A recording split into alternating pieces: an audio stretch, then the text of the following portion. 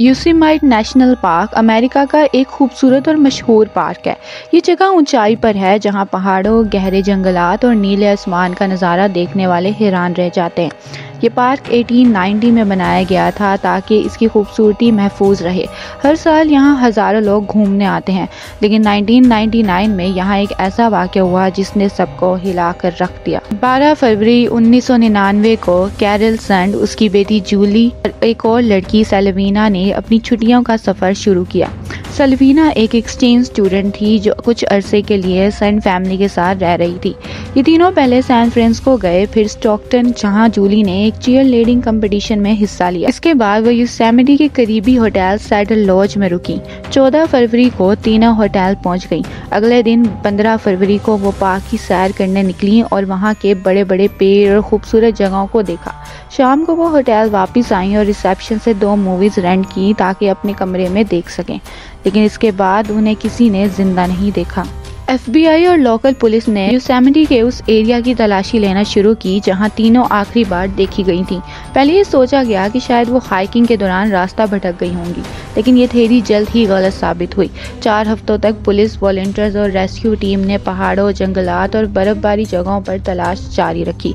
Helicopters और skies का भी इस्तेमाल किया गया, लेकिन न तीनों औरतें मिलीं और न ही उनकी रेड कार। फिर अचानक एक अजीब चीज़ सामने आई। कैरल का वॉलेट मोडेस्टो की एक सड़क पर मिला जिसमें पैसे और सब डॉक्यूमेंट्स मौजूद थे। ये बात पुलिस के लिए एक नया सिग्नल थी कि ये सिर्फ एक एक्सीडेंट नहीं हो सकता। 26 फरवरी को FBI ने कहा कि अभी तक कोई सॉलिड सबूत नहीं मिला जो बता सके कि ये कत्ल है या कोई और हादसा, लेकिन सिर्फ 2 हफ्ते बाद इन्वेस्टिगेशन और ज़्यादा इंटेंस हो गई। फरवरी ख़त्म होने को था, लेकिन लोग अब भी उम्मीद लगाए बैठे थे। मोडेस्टो में एक मार्च और वीगल रखी गई जिसमें लोगों ने गुमशुदा औरतों के लिए दुआ की। जेंस ने भी हर हालत में अपनी फैमिली को ढूंढने का इरादा बना लिया था। पहले तो उसने किसी भी मालूमात देने वाले के लिए $250,000 का इनाम रखा, फिर इसे $3 लाख तक बढ़ा दिया, लेकिन कोई नतीजा ना मिला। कैरल के माँ बाप TV show good morning America पर आए और पूरे मुल्क से मदद की अपील की। पूरा घराना उम्मीद में था कि शायद कैरल और जूली जल्द वापस आएंगी, लेकिन वक्त के साथ उम्मीद भी धीरे धीरे टूटने लगी। मार्च 18 का दिन संड फैमिली के लिए एक बुरा ख्वाब बन गया। एक हाइकर ने एक सुनसान इलाके में एक जली हुई गाड़ी देखी। ये वही लाल गाड़ी थी जो कैरल ने किराए पे ली थी। कैलिफोर्निया हाईवे पेट्रोल ने इसकी लाइसेंस प्लेट वेरीफाई की और फौरन FBI को इतला दी। अगले दिन FBI एजेंट्स वहां पहुंच गए। जब ट्रंक खोला गया तो अंदर 2 जली हुई लाशें मिली। ना पहचाने जाने वाली सिर्फ कुछ जली हुई हड्डियों के टुकड़े मिले। कुछ दिनों की फोरेंसिक जांच के बाद पता चला कि ये लाशें कैरल और सेल्वीना की थी, मगर जूली कहाँ थी? FBI एजेंट्स ने हाईवे 108 के आसपास पूरा इलाका छान मारा। हर शख्स से सवाल किया, हर गाड़ी रोकी, हर छोटी से छोटी बात समझने की कोशिश की, पर जूली का कोई पता नहीं था।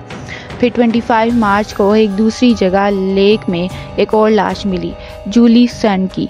उसकी गर्दन थी। FBI और पुलिस ने मोडेस्टो से सनोमा तक 75 स्क्वायर मील का इलाका घेर लिया। सेक्स ऑफेंडर्स, ड्रग डीलर्स और खतरनाक मुजरिम जो किसी भी तरीके से शक के दायरे में आते थे, सबको गिरफ्तार कर लिया गया।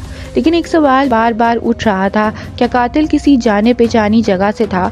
जिस तरह वो लाल गाड़ी बिना किसी शक के सुनसान जंगल, झीलों और तंग रास्ते से गुजरी थी, वो सिर्फ एक आदमी ही जानता था जो उस इलाके से अच्छी तरह वाकिफ हो। FBI का कहना था सिर्फ एक लोकल शख्स ही जानता होगा कि पुराने गोल्ड माइंस वाले इलाके में कोई जली हुई गाड़ी देखकर शक नहीं करेगा। अप्रैल के बीच में जितने लोग शक के दायरे में थे उन्हें फ्रेंसो, कैलिफोर्निया में ग्रैंड जूरी के सामने बयान देने के लिए बुलाया गया, और कुछ ही दिनों में FBI ने तस्दीक कर दी कि असल कातिल जेल में है, मगर किसी दूसरे केस में गिरफ्तार होने के बाद वो जेल में गया होगा। तो लोगों ने सुकून का सांस लिया, लेकिन ये किस्सा यहाँ ख़त्म नहीं होता। 3 हफ्ते बाद एक और लाश मिली, सिर्फ कुछ मील के फासले पर सैडल लॉज से, और यहाँ से एक नया मोड़ का आगाज शुरू हुआ। एक नया शख्स सामने आया, कैरी स्टेनर। 26 साल की जूई आर्मस्ट्रॉन्गर का कत्ल हुआ। उसकी लाश बहुत बुरी हालत में मिली थी, उसका सर दिया गया था। ये लाश उसकी फॉरेस्टा कम्युनिटी के पास एक कैंप ग्राउंड के नज़दीक मिली।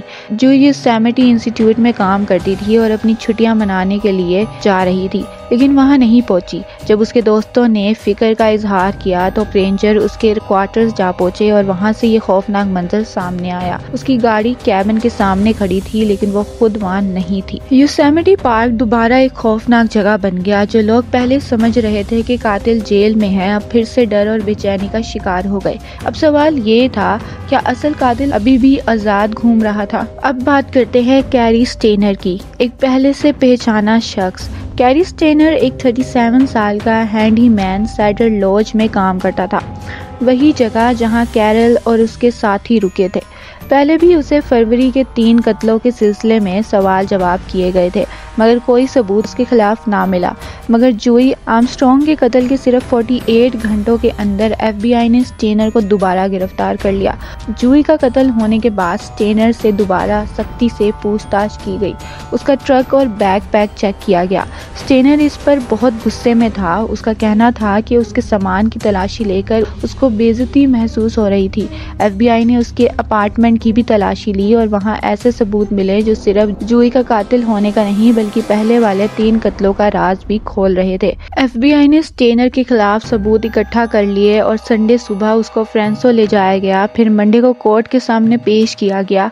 उसी दिन स्टेनर ने KNTV चैनल के एक रिपोर्टर को इंटरव्यू दिया। मैं गुनहगार हूँ, मैंने कैरल, जूली, सेल्विना और जॉय का कत्ल किया है। उसने मान लिया कि उसने ये सारे कत्ल अपने हाथों से किए, मगर कहा कि किसी भी औरत का सेक्सुअल असॉल्ट नहीं किया। न्यूज के मुताबिक स्टेनर 30 साल से औरतों को कत्ल करने की सोच रहा था। उसने कैरल सेल्विना का गला घोंटकर मारा और जूली को एक लेक पर ले जाकर अगले दिन सुबह कत्ल कर दिया। 2 दिन बाद रेंटल कार को जला दिया, सबूत मिटाने की कोशिश की और कैरल का वॉलेट मोडेस्टो में फेंक दिया ताकि पुलिस कंफ्यूज हो जाए। FBI के इंटेरोगेशन में स्टेनर ने ऐसे डिटेल दिए जो सिर्फ एक कातिल को पता हो सकते थे। चाकू जो कत्लों में इस्तेमाल हुए, FBI ने वो भी ढूंढ निकाले। जोई के कत्ल का असली हथियार भी मिल गया। स्टेनर दिखने में एक आम इंसान था जो सबको अच्छा लगता था, इसलिए कोई उसे शक भी नहीं कर रहा था, मगर अंदर से वो एक ऐसा शैतान था जो कत्ल का जुनून रखता था। उसके अपने अल्फाज थे, मुझे अफसोस है कि वो लोग उस जगह थे जहाँ वो था। काश मैं अपने आप को कंट्रोल कर पाता और ये सब ना करता। कैरी स्टेनर के बाप का कहना था कि कैरी का बचपन एक बहुत बड़ा ट्रॉमा का शिकार हुआ। उसका छोटा भाई स्टीवन 1972 में जब सिर्फ 7 साल का था, तब उसको एक शख्स ने किडनैप कर लिया।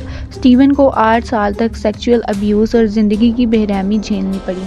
जब स्टीवन वापस आया, उसकी कहानी पर एक TV फिल्म भी बनी, मगर कैरी जो उस वक्त 11 साल का था, ट्रॉमेटाइज हो चुका था। सैडर लॉज में उसको एक छोटी सी अपार्टमेंट मिली हुई थी। वहाँ का मैनेजमेंट उसको ईमानदार और हार्ड वर्किंग मानता था। किसी से बदतमीजी या वायलेंस का कोई रिकॉर्ड नहीं था। स्टेनर ने काम रहकर ये कबूल किया कि उसने 16 साल की सेल्विना को योसेमिटी के पास एक मोटेल बाथटब में गला घोंटकर मारा। जूली का सेक्सुअल असॉल्ट किया। पहले ही जूली के मर्डर के लिए स्टेनर को लाइफ सेंटेंस मिल चुकी थी और उसके बाद जूली का केस देखते हुए भी उसे सजा दी गई। डिफेंस का कहना था कि स्टेनर की कन्फेशन FBI ने जबरदस्ती ली, मगर स्टेनर ने बिना किसी डील के कन्फेस किया। ट्रायल दिसंबर 2002 तक चला और स्टेनर गिल्टी साबित हुआ।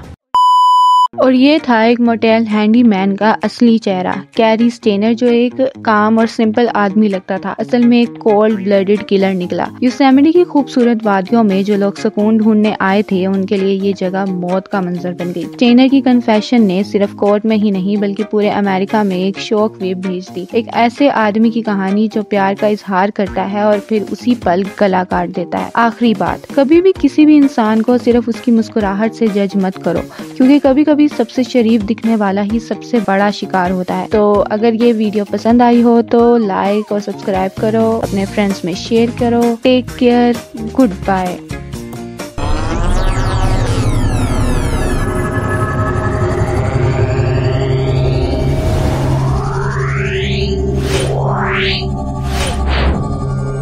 Yeah.